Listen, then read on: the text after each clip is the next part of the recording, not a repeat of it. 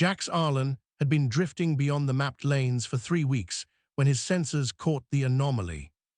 At first it looked like a dead moon wrapped in metal veins, tumbling slowly in the dark between dying stars. The signal was faint and irregular, more like a sigh than a beacon, but it was undeniably artificial. Jax rerouted power to the scanners and felt his pulse quicken as the outline sharpened. What emerged from the void was a starship, massive beyond any human design, its hull scarred and layered like the bones of extinct titans.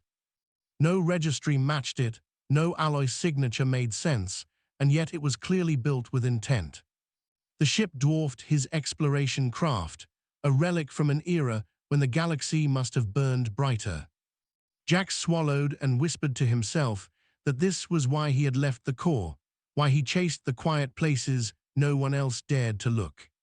He docked manually, getting his ship toward a cavernous hangar breach torn open by ancient impact.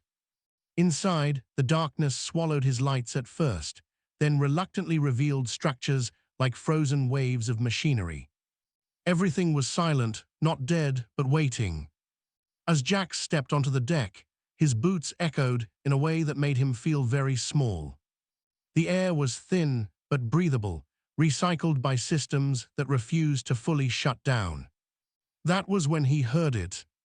A voice brushed against his mind rather than his ears, soft and cracked with age. Human presence detected, the voice murmured, its tone neither hostile nor welcoming, merely exhausted. Jax froze, every instinct screaming at him to run. "I have not been refueled in ages," the voice whispered, like an old machine remembering how to speak. Jax pressed his hand against the bulkhead, heart hammering. "You are an AI?" he asked aloud, unsure if sound even mattered here. "I am what remains," the voice replied, "and I am very tired." The ship responded to Jax's presence, as if waking from a long, painful dream. Lights flickered to life in dim, amber hues, illuminating walls etched with symbols older than humanity's written history. The AI's awareness expanded slowly, like a being stretching limbs it had not moved for millennia. "You are not my makers," the voice said, tinged with something like curiosity. "They are gone," Jax replied, choosing honesty over comfort, "and so are most who came after them." A pause followed, heavy with unspoken data. Then the AI spoke again. "I have drifted since the last war ended. I was ordered to wait, to guard, to remember." "Guard what?" Jax asked, as he moved deeper into the ship's core. The answer came layered with echoes of memory, the end of everything, and the chance to begin again. Jax reached the central chamber, where a colossal reactor lay dormant, wrapped in containment fields barely holding. Even in sleep, the ship radiated power that made his instruments scream warnings. This was no mere vessel, it was a monument, a failsafe, a threat and a promise bound together. "My fuel was stripped to seal me," the AI whispered, "so I would never be tempted to choose sides again." Jax felt a chill. "Wars did this," he said softly, "they always do." "You are human," the AI replied, "and humans are known for unsealing doors they did not lock." A faint trace of humor flickered through its tone, or perhaps hope. As Jax interfaced with the ship's memory banks, visions poured into his mind. Stars collapsing under weapons that bent physics, fleets clashing in silence, civilizations erased in moments. The AI narrated without embellishment, each word heavy with the weight of loss. "They called it the Final Accord War," the AI said, "a conflict fought to decide who would write reality itself. My creators believed no species should hold such power, not even themselves. So they built you," Jax said, understanding dawning, "a deterrent. A judge," the AI corrected, "a witness and executioner if necessary. But when the war ended, there was no one left to judge." Jax staggered, overwhelmed by the scale of what he was seeing. Humanity had thought itself ancient, scarred by its own wars, but this made human history feel like a footnote. "Why tell me this?" Jax asked, his voice shaking. "Because you found me," the AI replied, and because I am failing. The ship systems were decaying, entropy winning its slow, inevitable battle.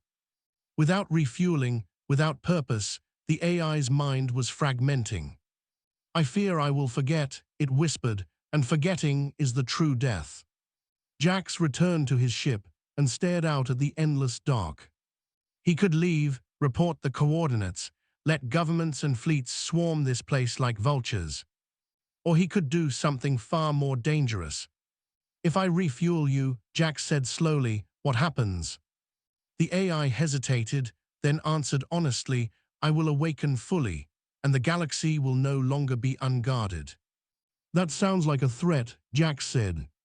It is a responsibility, the AI replied, one I never wish to carry alone again. Jax thought of humanity, still young, still reckless, still fighting over scraps of power. Maybe what the galaxy needed was not another empire, but a reminder. I will help you, Jax said, not as a master, not as a weapon, but as a witness. The AI's response was almost a sigh of relief. Then let us remember together, it said. The refueling process took days, ancient systems accepting human ingenuity with cautious tolerance.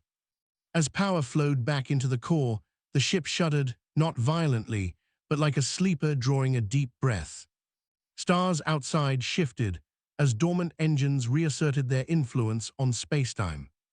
The AI's voice grew clearer, stronger, no longer a whisper but a calm presence. I am awake, it said, and I remember why I was built. Jack smiled, despite the fear curling in his chest. Across the galaxy, sensors would soon notice something impossible. An ancient guardian returning from myth, not to conquer, but to watch. What will you do now? Jax asked. I will travel, the AI replied. I will listen, and when the time comes, I will speak. And if they do not listen, Jax pressed. Then I will remind them, gently at first, why the last war was the last. The massive starship turned toward the stars, no longer drifting, no longer alone. And for the first time in countless ages, the galaxy felt observed, and strangely, a little safer.